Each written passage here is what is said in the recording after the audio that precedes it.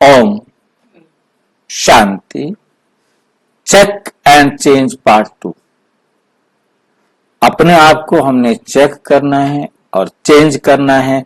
उसके लिए बाबा हमें समय समय पर मुरलियों में जो डायरेक्शंस दिए हैं, वो कुछ डायरेक्शन कलेक्ट किए हैं, वो हम समझने का प्रयास करें। 26 अप्रैल 1982 को बाबा समझाते हैं, बेहद का बाप देता सबको एक जैसा है, लेकिन लेने वाले खुला चांस होते भी नंबरवार बन जाते।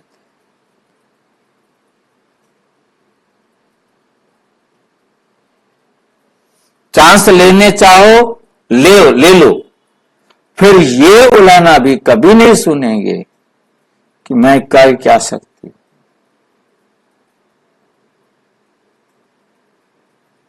लेकिन ये कारण हुआ,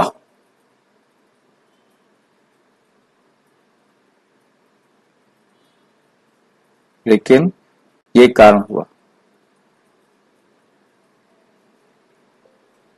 पहले आता तो आगे चला जाता, ये परिस्थितियां नहीं होती तो आगे चला जाता।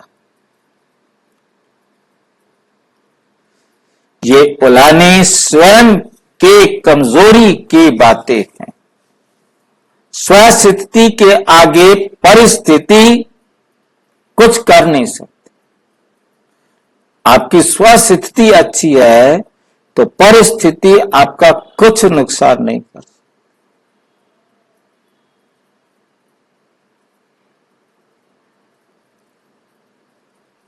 विघ्न विनाशक आत्माओं के आगे विघ्न पुरुषार्थ में रुकावट डाल नहीं सकता।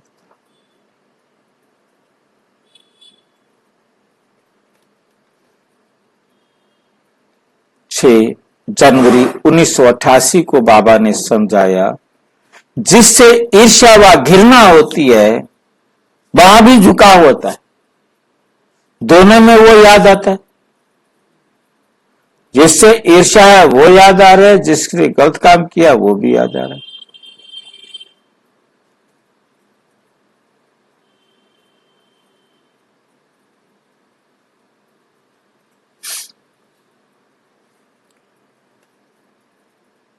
वहां भी झुकाव होता है। बार बार यही याद वही याद आता रहेगा।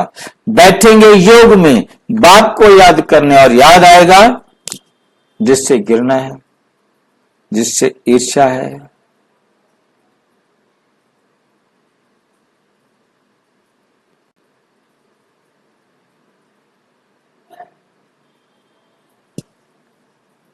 सोचेंगे मैं सुदर्शन चक्रधारी हूं और चलेगा प्रदर्शन। अपनी शक्तियों को देख रहे हो, अब उनको उसी अनुसार भरो।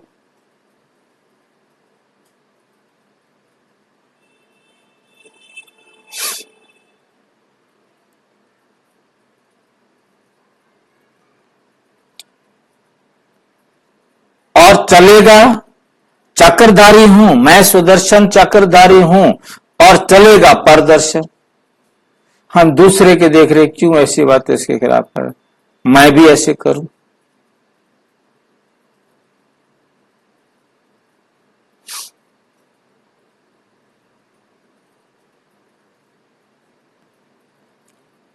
इसलिए दोनों चेक करना। फिर बाप के आगे अर्जी डालते हैं कि वैसे मैं बहुत अच्छा हूं, सिर्फ ये एक ही बात ऐसी है, इसको आप मिटा दो। फिर बाप मुस्कुराते हैं कि हिसाब किताब तो मेरे पास आने के।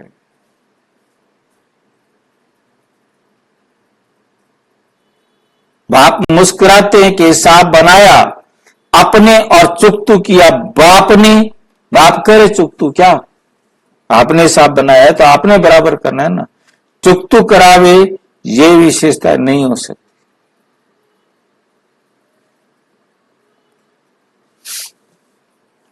लेकिन चुकतू करे, ये बात ठीक नहीं है, ये बात ठीक नहीं है।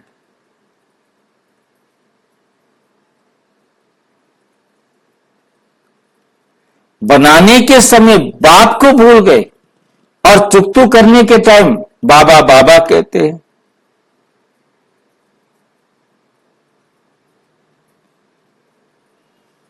लेकिन करना तो आपको पड़ेगा।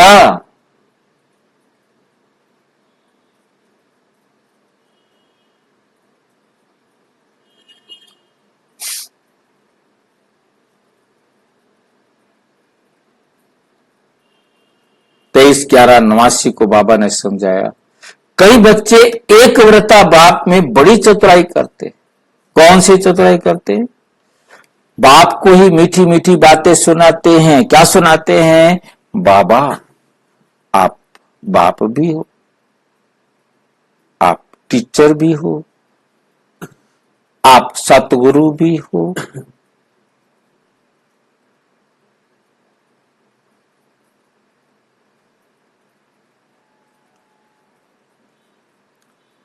बाप शिक्षक गुरु मतलब तीनों संबंध दिखाए।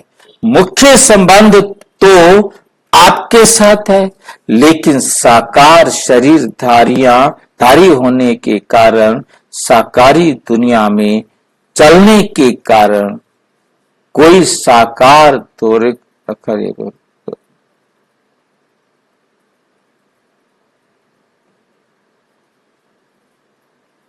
कारण कोई साकारी सखा या सखी सहयोग के लिए, सेवा के लिए, राय सलाह के लिए साकार में जरूर चाहिए, क्योंकि बाप तो निराकार हो नहीं सकता।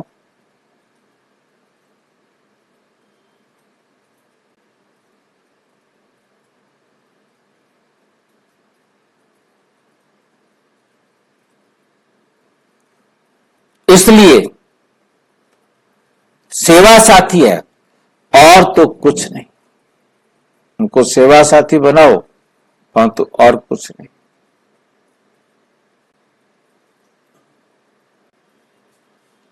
क्योंकि निराकारी आकारी मिलन मनाने के लिए स्वयं को भी आकारी निराकारी स्थिति में स्थित होना पड़ता है।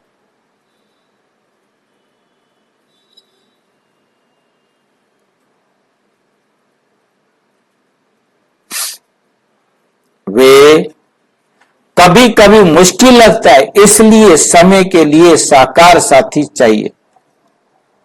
जब दिमाग में बहुत बातें भर जाएंगी तो क्या करेंगे?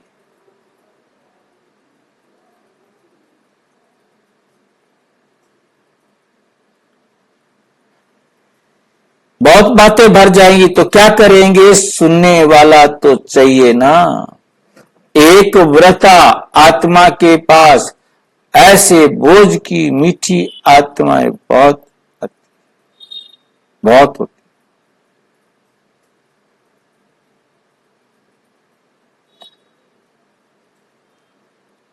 आत्मा के पास ऐसे बोझ की बातें इकट्ठी नहीं होती जो सुनानी पड़े। एक तरफ बाप को बहुत खुश करते हो, बस आप ही सदैव मेरे साथ रहते हो, सदा बाप मेरे साथ है, साथी है, फिर उस समय कहां चला जाता है? बाप चला जाता है या आप किनारा करते? पूछ रहे हैं बाबा। हर समय साथ है या 6 घंटा 8 घंटा साथ है? वो हमेशा साथ रहता है, कभी हम भूल जाते, कभी कभी स्मृति में आ जाते, कभी स्मृति में आ जाते। वो तो साथ ही है हमेशा। कैसे साथ होता है? ऐसे याद करने से, श्रीमत करने से तो बाबा याद रहता है, साथ ही रहता है। कभी कभी भूल जाते हैं तो मैं आ जाता है तो बाप भूल जाता है। बाबा की श्रीमत ही हमारे साथ होती है।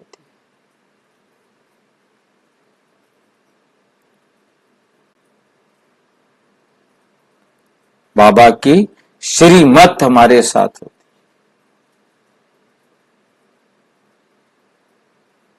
कोई भी कर्म बाबा की श्रीमत पर करना भूल जाते हैं तो बाबा भूल जाता है।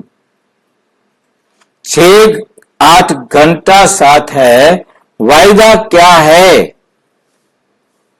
साथ हैं, साथ रहेंगे, साथ चलेंगे, ये वायदा पक्का है ना। ब्रह्मा बाप से तो इतना वायदा है कि सारे चक्र में साथ पाठ बजाएंगे। जब ऐसा वायदा है, फिर भी साकार में कोई विशेष साथी चाहिए? बताओ।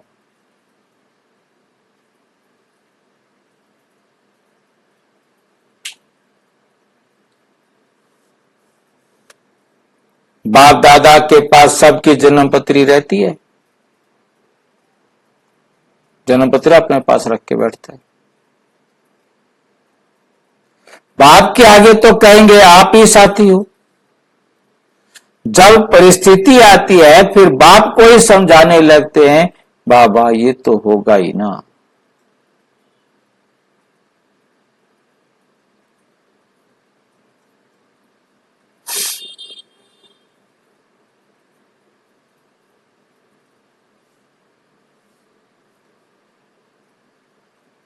फिर बाप को ही समझाने लगते हैं कि ये तो होगा ही बाबा ना, इतना तो चाहिए ही।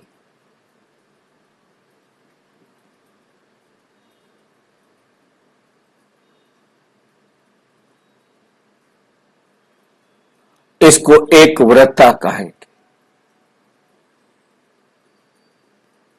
इसको क्या कहेंगे? एक व्रता। मेरा बस एक ही बाबा और कोई नहीं। साथी हैं तो सब साथी हैं। कोई कहते हैं एक व्रता तो साथी नहीं है। और जब तक हम बाबा की श्रीमत पर चल रहे हैं, बाबा के कहे अनुसार कर रहे हैं, तो हम एक व्रता बस। तो वरदाता को ऐसे बच्चे अति प्रिय हैं। ऐसे बच्चों की हर समय की सर्व जिम्मेवारियां वरदाता बाप स्वयं अपने ऊपर उठाते।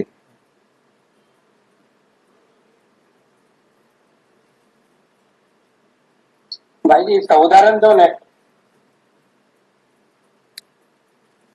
बच्चों को हर समय सर्व जिम्मेवारियां वरदाता बाप, बच्चों की जो सारी जिम्मेवारियां बाप अपने ऊपर उठाते हैं। लगता है कि नहीं उठाते? ऐसे बच्चे अति प्रिय हैं।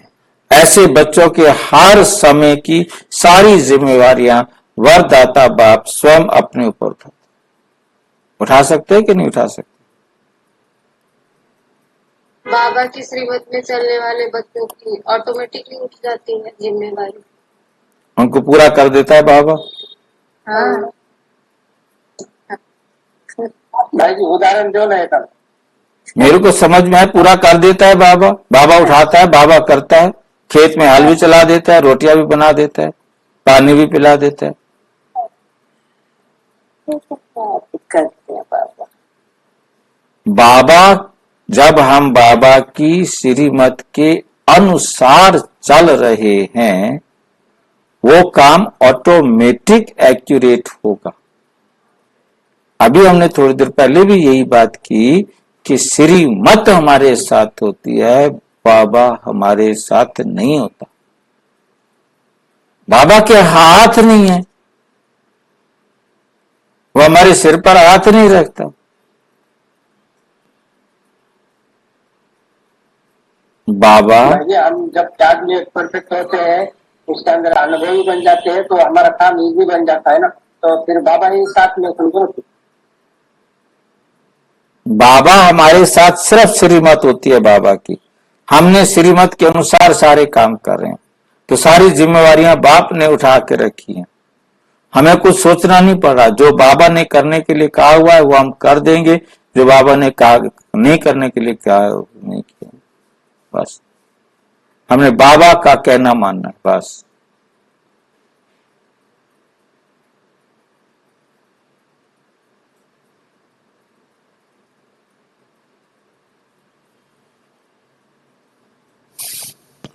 तो बाप दादा जिम्मेवारी उठाते हैं, सिर्फ कैसे श्रीमत देते हैं, बस, बाकी कोई मतलब नहीं। आप उनकी श्रीमत के अनुसार काम कर रहे हैं, आपके सारे काम हुए पड़े।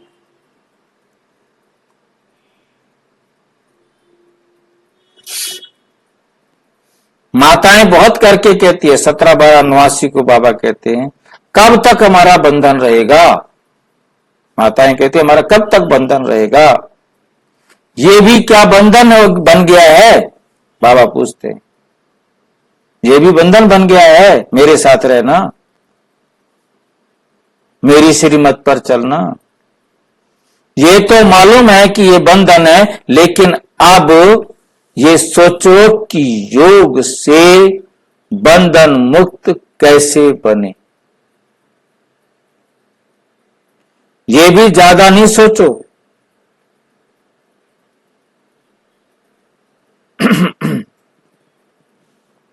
सोचने से कुछ नहीं होता, करने से होता है। सोचते सोचते मानो उस घड़ी समय अंतिम घड़ी आ गई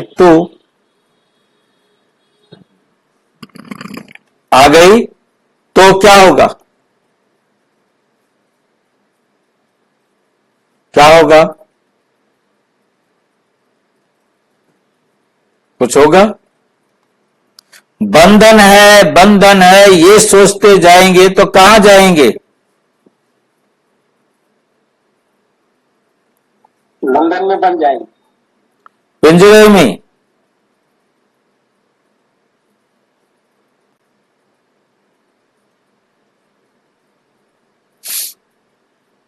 यही सोचते जाएंगे तो कहां जाएंगे? पिंजरे में जाएंगे।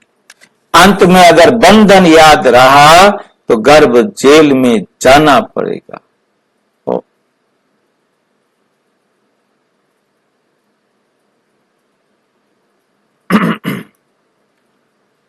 अंत में अगर बंधन याद रहा तो गर्भ जेल में जाना पड़ेगा, और खुशी खुशी से जाएंगे तो एडवांस पार्टी में सेवा के लिए जाएंगे। अब समझ में आ गया? भिखारी के घर में जाके जन्म देंगे। बिल्कुल।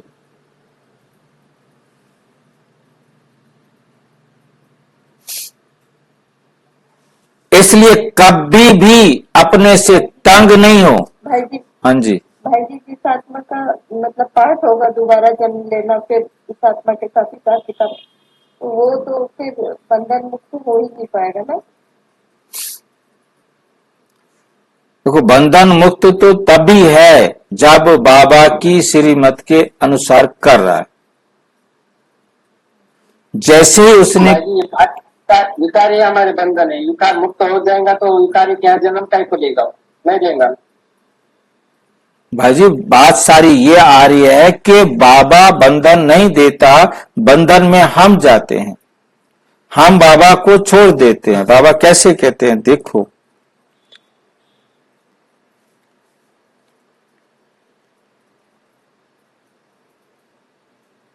सोचते सोचते मानो उसी समय अंतिम घड़ी आ जाए, ये सोचो कि योग से बंधन मुक्त कैसे बने। ये सोचो, और वो विधि आप सोच रहे हो अपनी बुद्धि के अंदर, तो मतलब आप बंधन मुक्त हो। ये भी ज्यादा नहीं सोचो। सोचने से कुछ नहीं होता, करने से होता है। सोचते सोचते मानो उसी समय अंतिम घड़ी आ जाए तो क्या होगा? आपने कुछ किया तो नहीं है ना, परंतु सोच आपकी बंधन। सोचना नहीं करना है। इसलिए हटा दिया सोचना।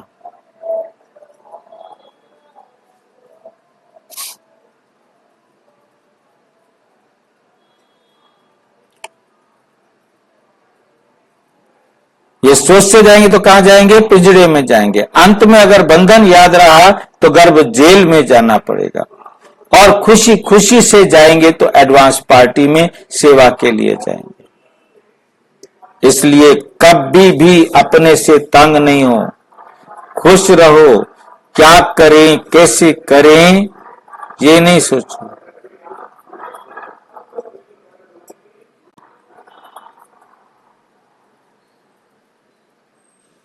ये गीत नहीं गाओ।